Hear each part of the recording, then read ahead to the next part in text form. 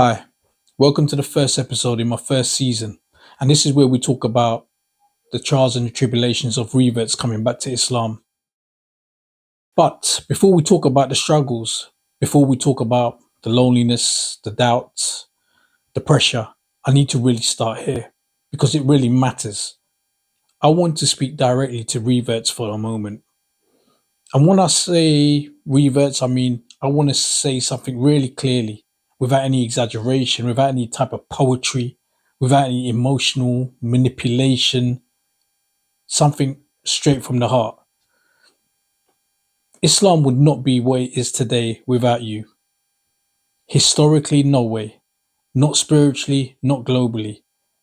And as a born Muslim, I maybe not say this enough. Reason being, many of us were born into Islam. We inherited it through family, culture, routine. But reverts like you chose Islam. You didn't grow up with it in the background. You didn't observe it slowly over a childhood. You encountered it. You questioned it. You struggled with it. But yet, you still walk towards it. That matters more than we often acknowledge. Now, from the very beginning of Islam, reverts were never a side note. They were central. Some of the strongest companions of the Prophet, peace be upon him, were people who came to Islam later in life. People who had to unlearn, rebuild, and sacrifice deeply. Islam didn't spread because it was easy. It spread because people recognized the truth and were willing to change for it. That same courage exists in reverts today. When a revert enters Islam, they don't just gain a faith, they often lose comfort. They risk relationships. They stand alone in ways many born Muslims never had to. And still, after all of that, they still stay and they learn. That level of sincerity strengthens the whole entire ummah. Even when it's quiet, even when it goes unseen, reverts remind Islam of something essential. That faith is not inherited by blood, it's only chosen by the heart. They bring intention back into spaces that sometimes run on habit.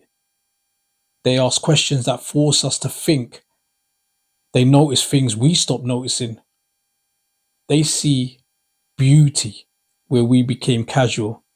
And you know what? That renews Islam.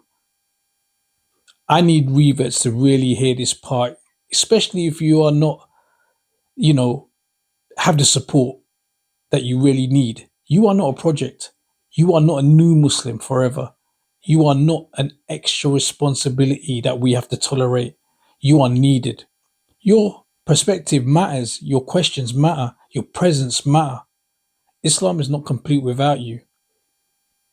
And I also want to say this honestly, because as a born Muslim, we don't always show this as well. Sometimes we celebrate your shahada, and then what happens? Yeah, we disappear. Sometimes we expect you to have the strength without the support. We expect you to grow without space, patience without companionship. Now, that's not Islam. That's us falling short. In this series, I want to really make it sure that reverts deserve more than just congratulations. They deserve community, they deserve understanding, they deserve time, and they deserve to know that their struggle doesn't make them a burden, it makes them human. So if you're a revert watching this, I want you to really hear this slowly. You did not weaken Islam by joining it, you strengthened it. You did not come too late. You arrived, exactly when Allah wanted you here.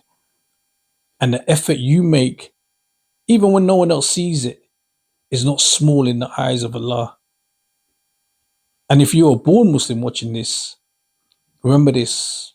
Reverts are not guests in Islam. They are family. And family doesn't get left alone once the excitement fades. Now, this series is not about fixing reverts, not at all. It's about standing with them. It's about saying we should have said this earlier. Things like we love you, we need you, and Islam is better because of you. And that's why you're here.